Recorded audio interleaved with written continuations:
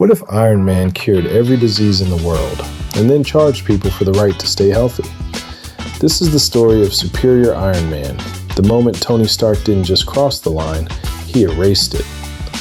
Tony Stark doesn't become evil because he hates the world. He becomes dangerous because he genuinely believes he knows what's best for it.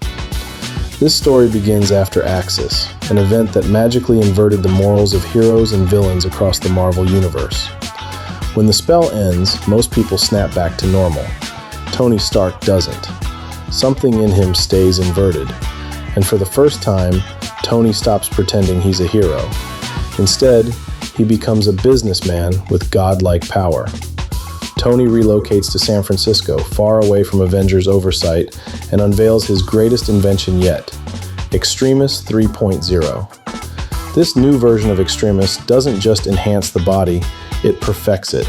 It heals injuries, eliminates disease, reverses aging, makes people smarter, stronger, and more attractive. Tony releases it to the public for free. For a moment, it looks like he's saved humanity. But there's a catch.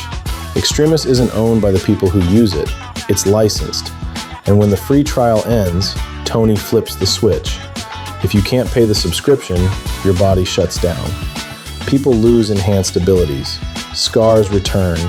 Illnesses come back. Some die. Tony's logic is simple. If people are willing to pay for phones, cars, and streaming services, why shouldn't they pay for perfection? To Tony, this isn't exploitation, it's innovation. And he's making more money than ever. This version of Tony is smug, detached, and brutally honest. He openly admits he's no longer interested in saving people unless it benefits him. He doesn't see himself as a villain, he sees himself as the future. Naturally, this draws attention, especially from Daredevil. Matt Murdock sees through Tony immediately. Not just the tech, but the moral rot underneath it. He knows someone has to stop Stark before this spreads worldwide. But Tony is prepared.